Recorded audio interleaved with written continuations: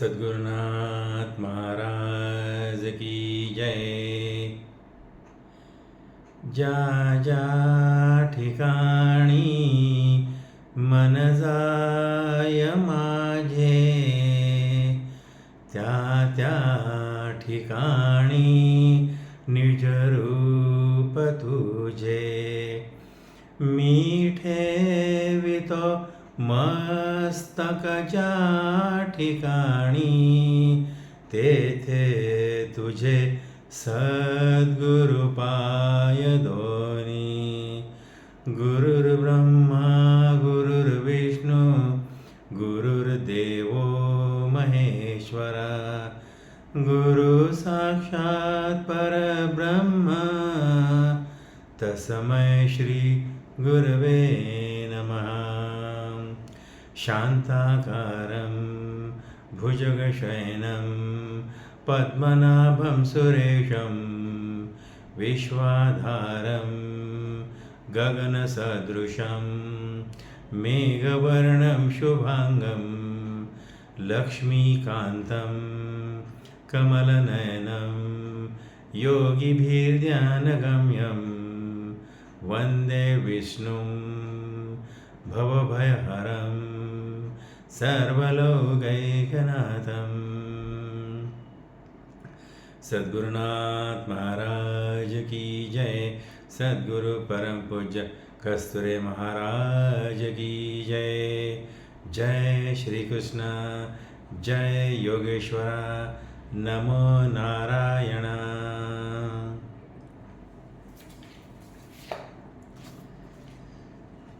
आज 23वा अध्याय आपण वाचने करतो आहोत आणि श्रवणे करतो आहोत, आणि त्यानंतर त्याच्यावरती जी चर्चा आहे ती आपण चर्चाही करणार आहोत. अध्याय 23वा. श्री गणेशाय नमः. ऐका श्रोते संत सज्जन, मला महात्म्य पुण्याख्यान, मागिले प्रसंगीचे निरूपण, धरा आठवण मानसी. पिप्रनंदाची भगिनी वेशा गेलीसे घेऊनी, ते वार्ता ऐकुनी कानी, बंधू शोक सदनी पडला. इतुका वृत्तांत मागे कथिला, या उपरी पाहिजे ऐकिला. अवधान दीजे श्रवणाला, काय करिता झाला विप्रकुमर. शोक करिता तया ते, नगरवासी सभोवते. समजावणे तया ते, गृह गेले आपलिया. या उपरी तो विप्रकुमर, नित्य सारितसे गृहाचार. तक्र विक्रय करुण उदर, निज हाते संपादितसे. तो येरीकडे नारायण, यात्राक्रमी वर्षे 3. म्हणे जावे माघारे परतून, लेकुरे अज्ञान श्री गुरुची. गुरु कन्या वेशेने नेली जाणा, हे वार्ता विदित नाही नारायणा. परी अंतर साक्ष जनार्दना, फिरले मन नारायणाचे. म्हणे गुरुग्रही जावे आता, कवण तेथे सुखाची वार्ता. हे तो सांगन गेली देवता, यक्षिणी देवी पूर्वीच. एके तक्र विक्रय करावा, एका जारत्वे निर्वाह व्हावा. हा सौख्याचा तेथील ठेवा, न देखवे देवा माझेनी.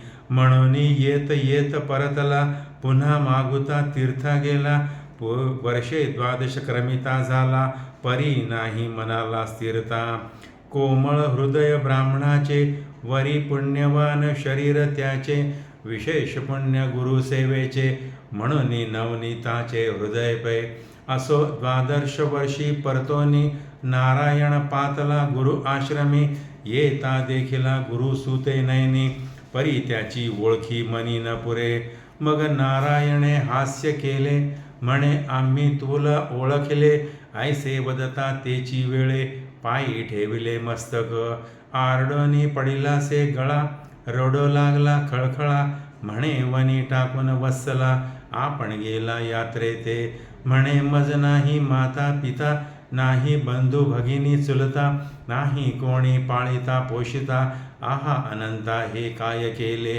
एक होती भगिनी मज लागुनी, तेही वेशेने नेले चाळवणे, नेणो असे कवणे स्थानी, ते मज लागुनी विदित नसे.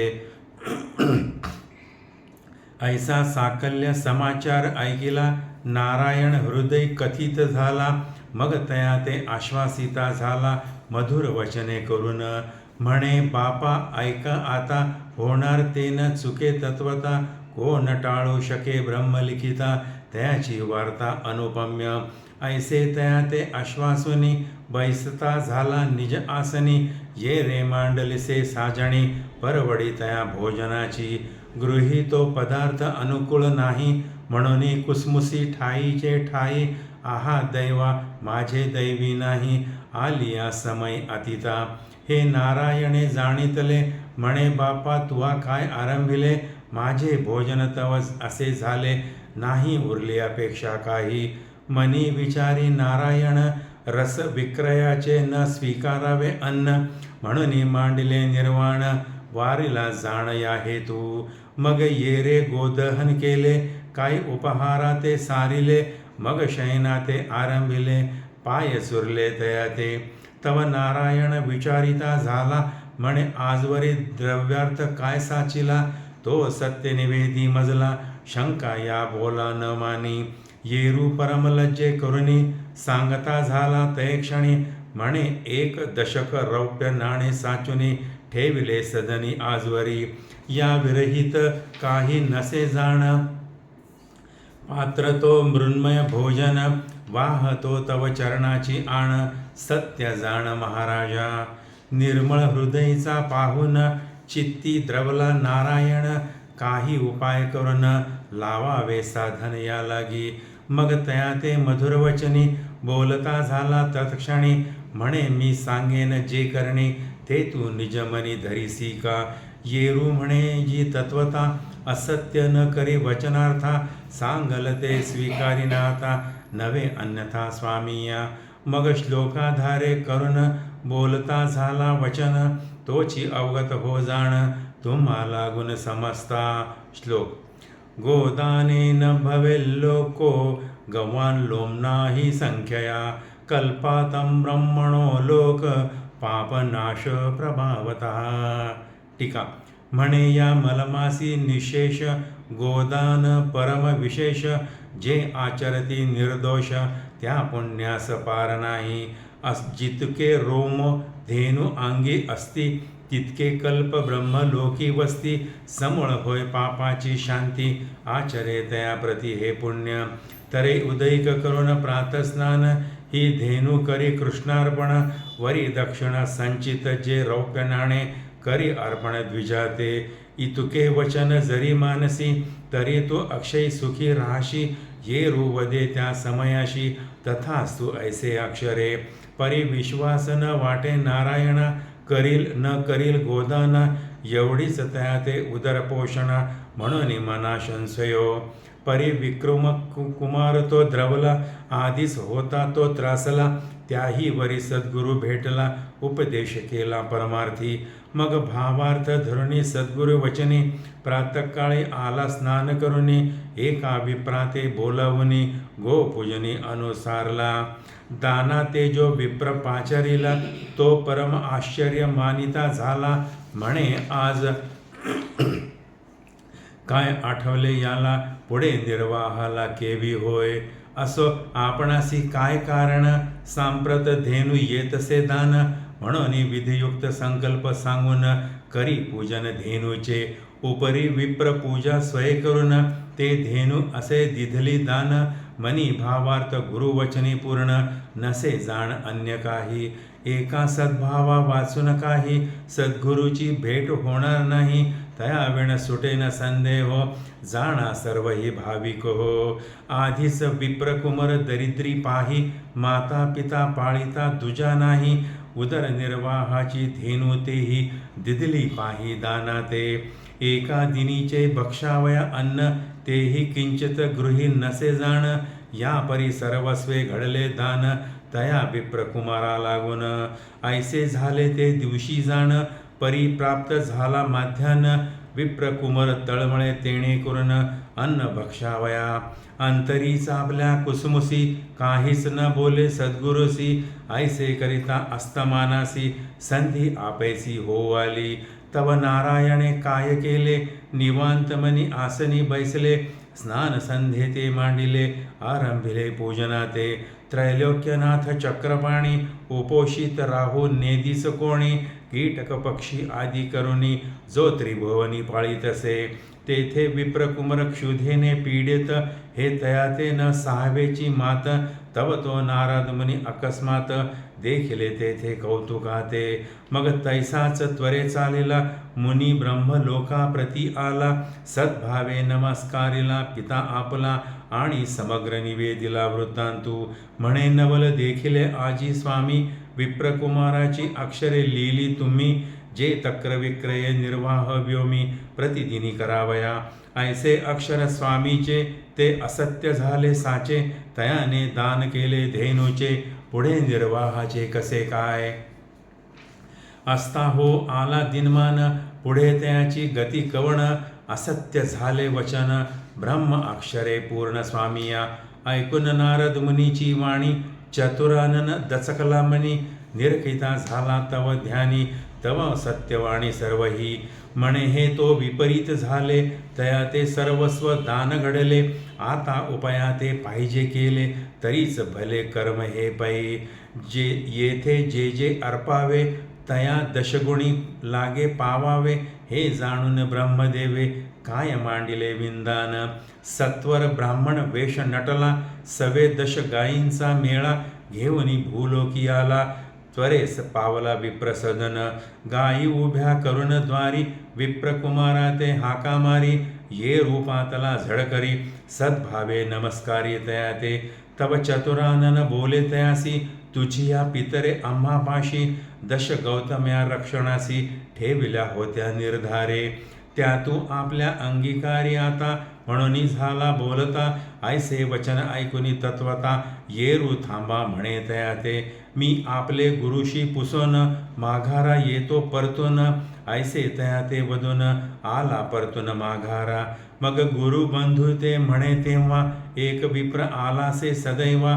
त्याने आणल्या दश धेनुवा, अंगीकारा माते म्हणे. म्हणे तुझ्या बापे ठेविल्या पायी, हे तो माते विदित नाही. काय उत्तर असे ते समय, कृपा करून देई तया ते. ऐसे ऐकून नारायण, किंचित केले हास्यवदन. कळली अंतरीची खूण, आला घेऊन विधाता. येथे जैसे आपण द्यावे, तया दशगुणी लागे पावावे. म्हणून या ब्रह्मदेवे, दशधेनू आणिल्या पै. मग तया ते आज्ञा देते अवसरी, धेनू आणिका गृहाभितरी. तया विप्राते नमस्कारी, जोडिल्या करी सद्भावे. ये रे जाऊन तैसेचे केले, धेनुका ते अंगीकारिले भले. वरी रौप्य नाणे चांगले, गणित भले एक दशक. ऐसे स्वीकारून ते वेळा, नमस्कारुनी विप्र बोलविला. नारायणा ते निविताता झाला, वाडा भरला गोधनी. तव तया ते वदे नारायण, एक मोडी आता रौप्य नाणे. धेनू लागी घेऊन येई तृण, आणि उदरा लागुनी तुझ्या. जे इच्छा असेल अंतरी, तेची तू आजी स्वीकारी. अर्ध नाणे तया माझारी, असो दे पदरी तुझिया. ऐसे आज्ञा पिता तया ते, येरू आज्ञा तैसीच वर्तत. रौप्य नाणे नेवन बाजारात, तृण आणीत धेनू लागी. मग गौ आणि आपली वासना, तोची पदार्थ घेत आपणा. अर्ध रौप्य नाणे समग्रही जाणा, ठेविता झाला विप्रकुमार. धेनू वेते घालून या तृण, स्वये सारेलिसे भोजन. मग गुरु सेवा लागून, तत्पर झाला यामिनी. तव शिकवण देतसे नारायण, म्हणे बापा ऐक एक वचन. प्रातःकाळी उठून गंगा स्नान, येई करून झडकरी. मग बोलावून विप्रमेळा, दान देई धेनू सकळा. स्वय होई तू तव निराळा, पाहिजे कशाला खटाटोप. रौप्य नाणे तुझिया पदरी, गणती असे 9 द्वारी. एक अर्ध रौप्य नाणेवरी, असो साचारी जणता. तरी 10 विप्र बोलावून, दक्षिणेसहित देई गोदान. झणी करसी अनुमान वचना जाण माझिया ऐशी शिकवण देता तया ते येरू अवश्य म्हणे त्या ते अमान्य स्वामी वचना ते न करी जाण स्वामिया नंतर प्रातःकाळी उठून करिता झाला गंगा स्नान पाचारुनिया ब्राह्मण केले संपूर्ण गोदान दान कैसे सर्वही धन माध्यानिका ते नाही धान्य म्हणे हे भगवन जनार्दन केवी प्राक्तन माझे हे धन देखिले नाही आजवरी ते चालत आले निज मंदिरी तेही न राहावे की पदरी जन्मवरी चुकेना माझी जे प्रारब्धी हेची पूर्ण तक्र विक्रय उदरपोषण करावे परी ते धेनुही जाण दिधली दान गुरु आज्ञे ऐसा कुसुमसी आपले मनी परी बोलून दाविना वदनी तव संधी प्राप्त झालिया वन्नी विप्रमने क्षुधित पै तव चित्रगुप्त वृत्तांता ते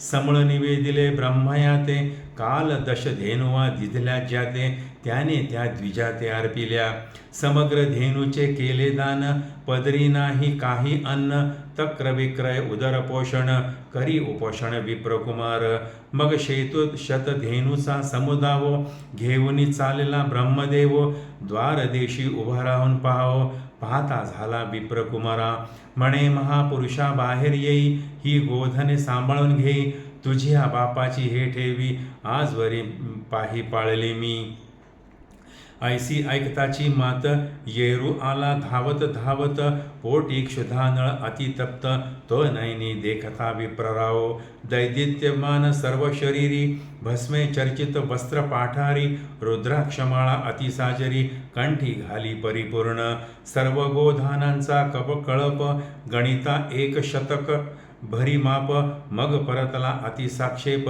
गुरुबंधू जवळिके सर्व वृत्तांत निवेदिला म्हणे द्वारी एक विप्र असे आला सवे शत धेनुचा मेळा सांभाळी मजला म्हणतसे विप्र परम दैदिप्यमान मुखी बोलतसे वचन तुझी आवडिलांची ही गोधन वरी रौप्य नाणे शतवरी ऐसे तो वदतसे वचन सांगा आता आज्ञा ते कवण येरू बोलतसे हासून सांभाळी गोधन सर्वही गुरु आज्ञाने तत्वता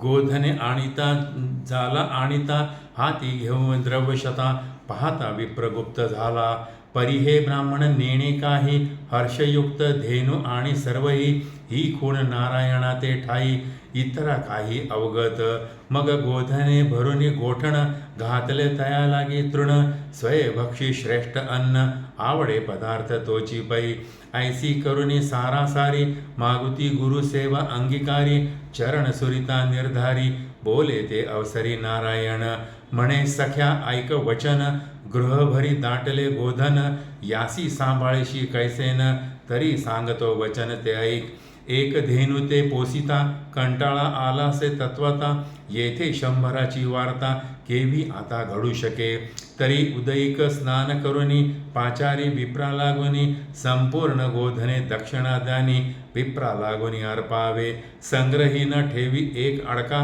उतके कार्य आधी करी का येरू तैसेच करी देखा उठून या प्रातःकाळी स्नान सारिले गंगाजळी पाचारली विप्रमंडळी समग्र गोधने एकाच मेळी पूजा केली गंधाक्षते मग एक रौप्य गोधन अर्पिता झाला विप्रा लागून ब्राह्मणाचे मनी हर्षपूर्ण नेता गोधने बोलती ते म्हणे प्रतिदिनी वाटितो गाई यासाठी तो एक दिनाचे भक्षही नाही ही तो दिसती अपूर्व नवाई किंवा शेषशाही तुष्टला एक म्हणती कारण काय आपणाते आणू कोठून तरी पराते धेनू मिळाली एक आपणाते दक्षिणे सहित निर्धारे ऐसे बोलता द्विजवर समस्त पातले निज मंदिर इकडे रडे विक्रमार हो निस्थिर बैसलासे म्हणे रात्री गृहभरी दावनी वाडा भरलासे गोधनी ऐसी कर्माची कहाणी न देखो नैनी पयेक ऐसे म्हणून स्वस्थ बैसला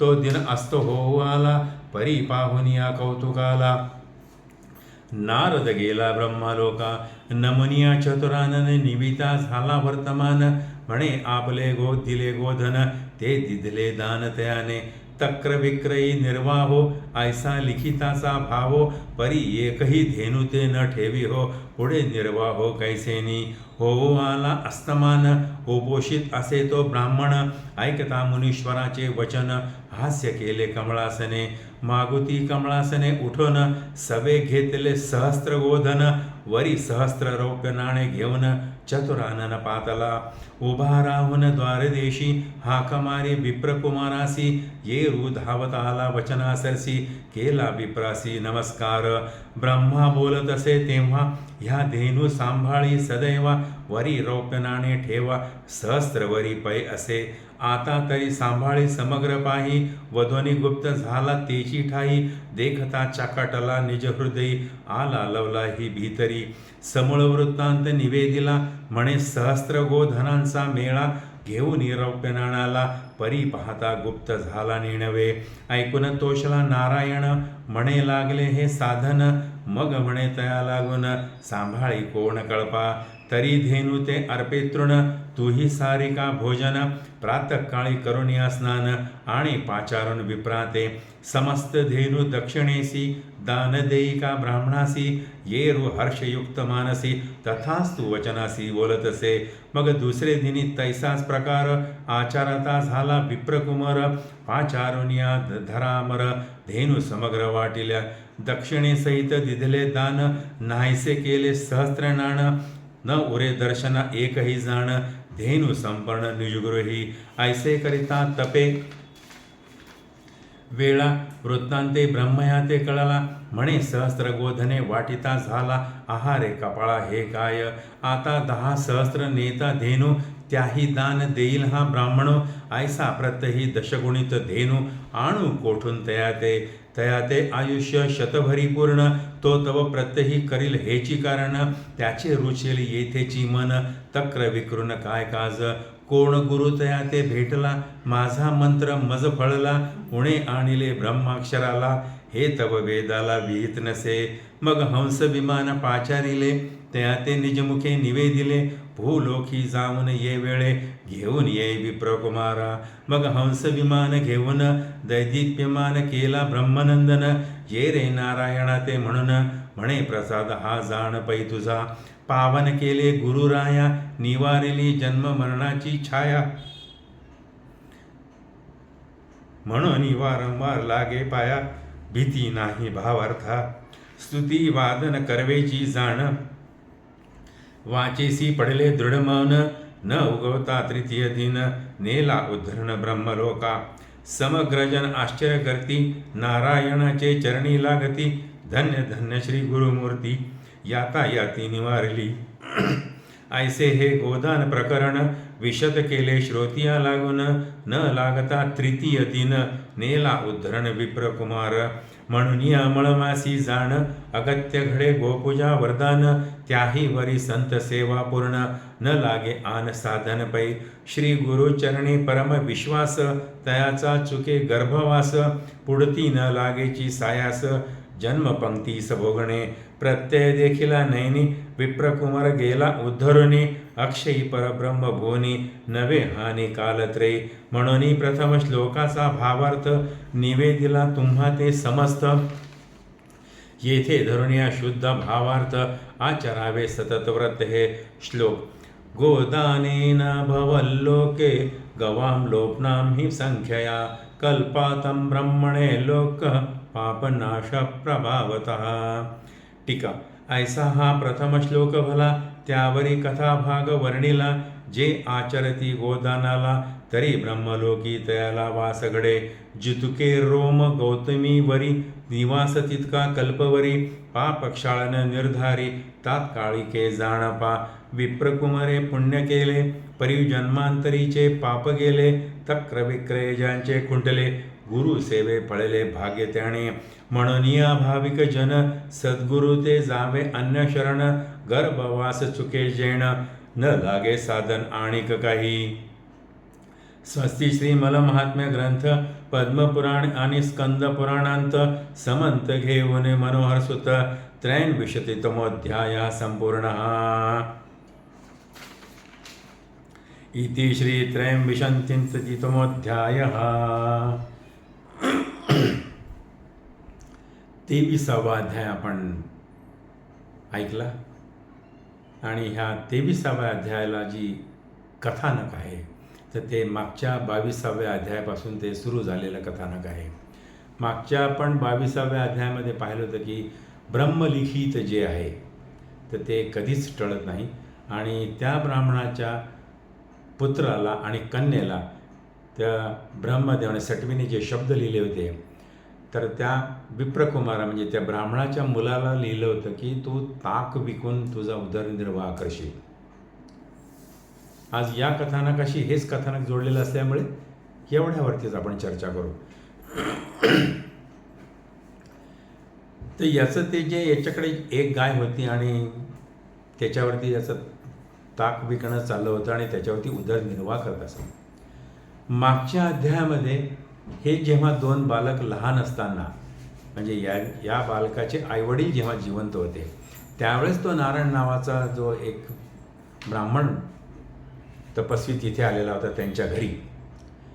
तर तो विचार करत होता की हे आता हे छोटे छोटे बाळं त्याला भविष्य पूर्ण माहीत होतं ह्या दोघांचं काय तर म्हणे यांचं काय झालं असेल आपण पाहून येऊ.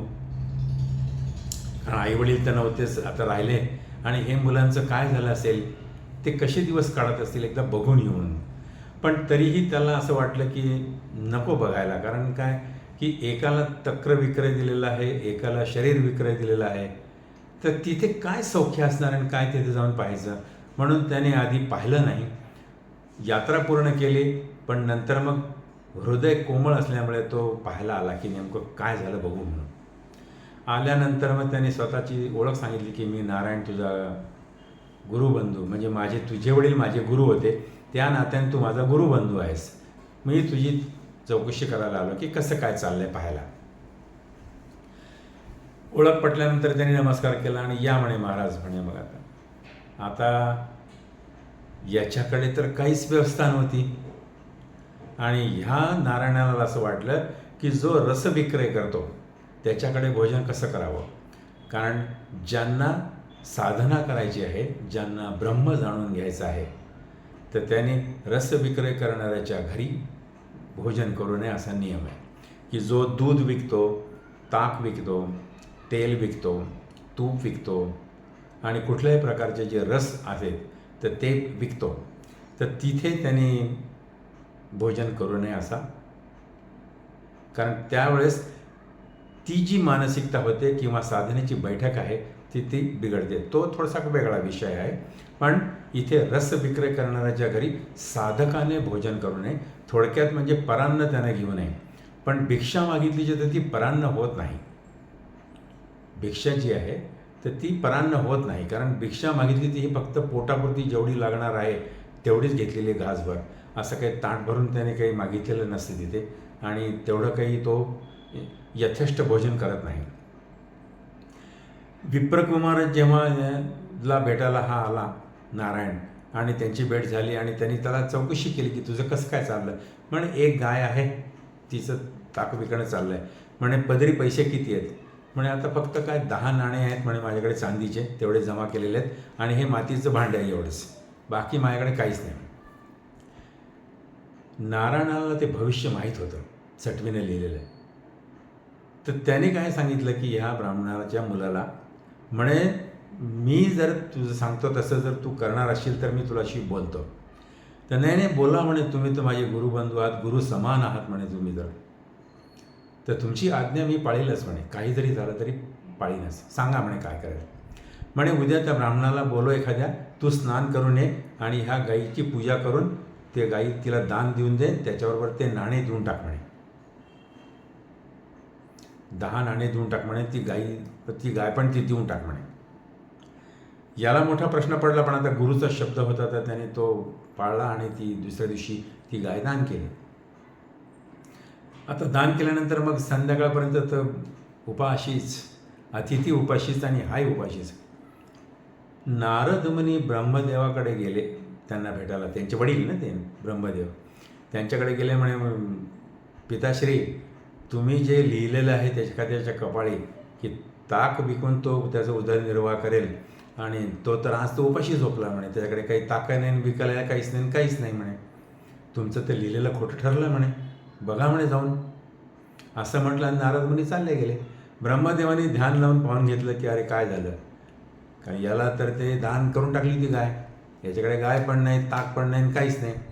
मग ब्रह्मदेवाने संध्याकाळच्या आत तिथून त्याला 10 गायी आणल्या आणि 10 गायी दिल्या आणि ब्राह्मणाचा वेश घेऊन आले आणि सांगितलं की अरे हे तुझ्या वडिलांनी मला दिल्या त्या तुझ्या 10 गायी आणि हे 10 नाणे मला नको म्हणे, हे ते तुझेच, ते तुझ्या वडिलांचे.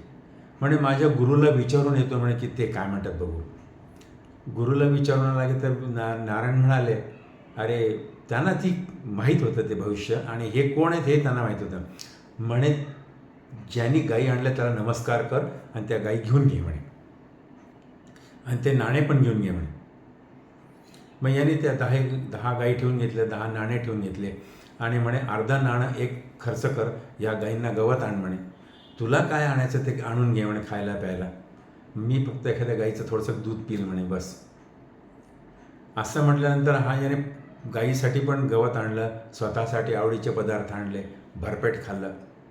याला वाटलं आता चांगलं चालेल आपलं.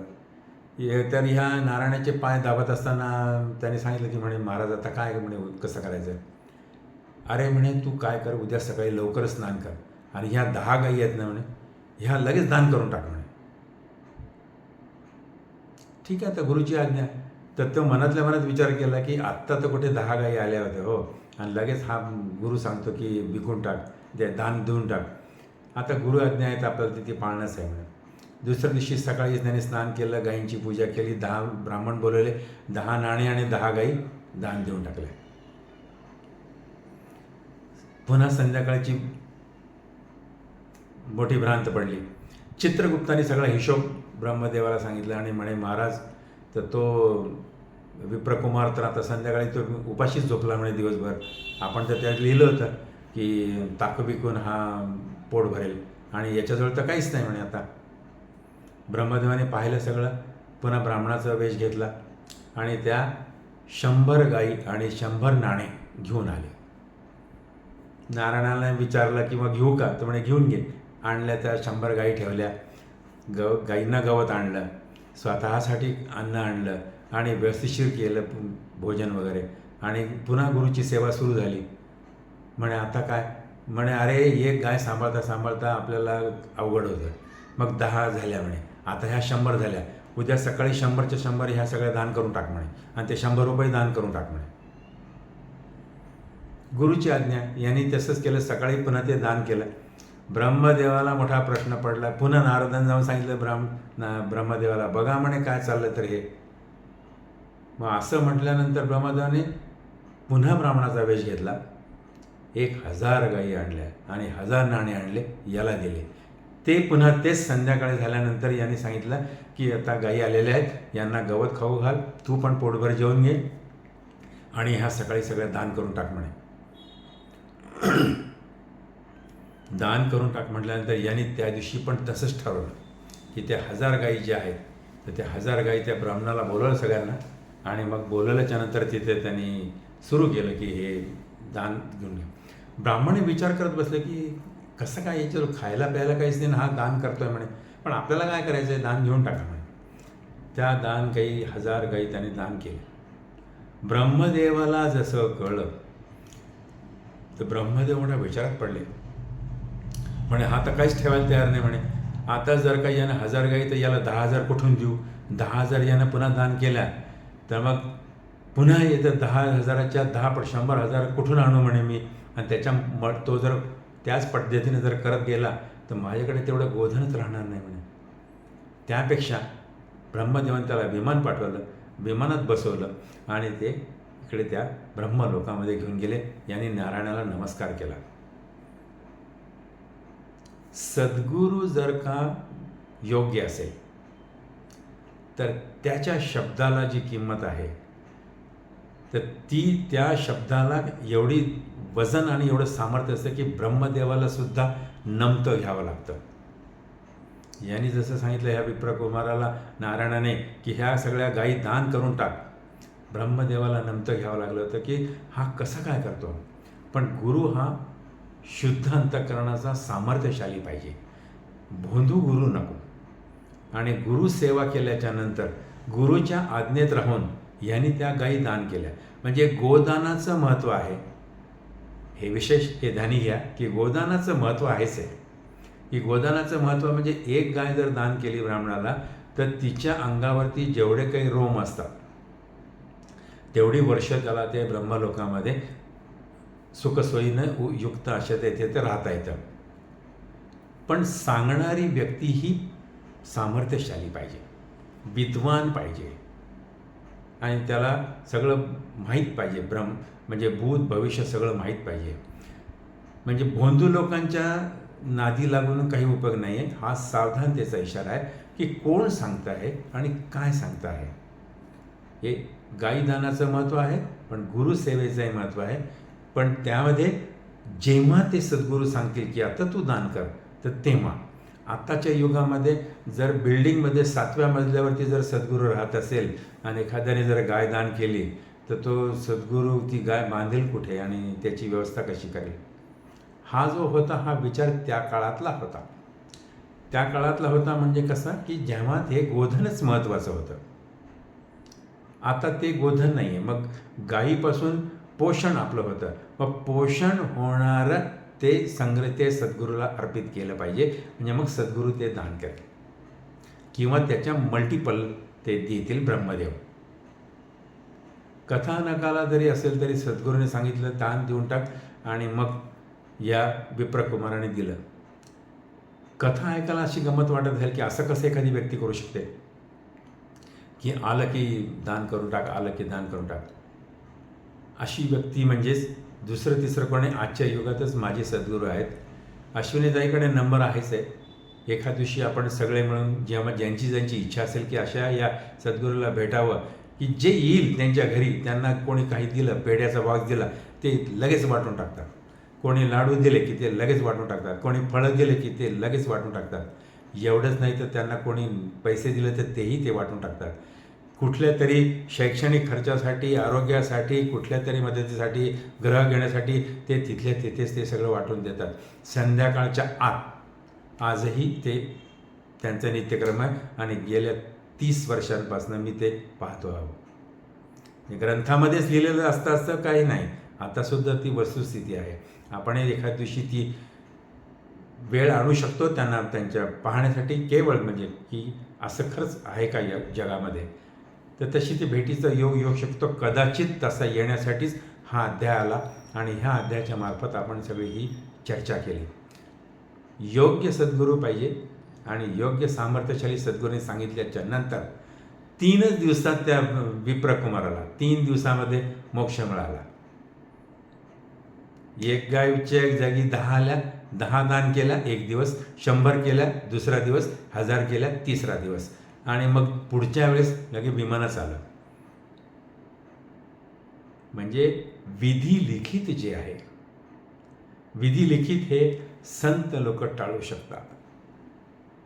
माझ्या सद्गुरूंना मी खूप छान प्रश्न विचारला होता की तेव्हा मी अज्ञानी होतो, इतकं काही मला माहीत नव्हतं काहीच. मी सद्गुरूंना विचारलं की तुम्ही एखाद्याच्या जर ब्रह्मदेवाने जर त्याला लिहिलेलं असेल तर त्याचं तुम्ही नशीब बदलता का. तर ते म्हणाले होते की मी नशीब बदलत नाही, पण त्याला सावधानतेची सूचना देतो. उदाहरणार्थ त्यांनी मला दिलं होतं की हा जर एखादी व्यक्ती मोटरसायकलवरती जाऊन जर त्याचा अपघात होणार असेल असं विधिलिखित जर असेल तर मी त्याला फक्त एवढं सांगतो की 50 किलोमीटर गेल्यानंतर गाडीचा वेग खूप कमी ठेव, स्पीड ब्रेकर आहे, खड्डा आहे. आणि त्याने जर ते लक्ष ठेवलं तर तो स्पीड ब्रेकर ओलांडतो, खड्ड्यात पडतो, गाडी स्लिपही होते, पण याला काही लागत नाही आणि गाडीला काही लागत नाही. ब्रह्मदेवाचा जसा शब्द आहे तोही खरा होतो. आणि सद्गुरूंनी सावधानता केलं असल्याने पाठीराखा असल्यामुळे यालाही काही होत नाही. अशा तऱ्हेनं ते त्याचे पाठीराखे बनतात. ह्याने त्या विप्रकुमाराने नारायणाचं गुरुबंधू जरी असेल तरी ते गुरु मानले त्यांना आणि त्या पद्धतीनं त्यांची सेवा केली आणि त्यांच्या आज्ञेत राहून ते गोदान केलं आणि गोदान केल्याच्या नंतर त्यांना मुक्ती प्राप्त झाली. तर पुढील अध्यायी याच्या विप्रकुमाराच्या बहिणीचं काय झालं तर मग त्या पुढच्या कथानकामध्ये येईल. पण त्यांना गुरु मात्र योग्य भेटलेले होते. इथे आपण विश्राम घेऊ. सद्गुरुनाथ महाराज की जय. सद्गुरु परमपूज्य कस्तुरे महाराज की जय. जय श्रीकृष्ण. जय योगेश्वरा. नमो नारायण.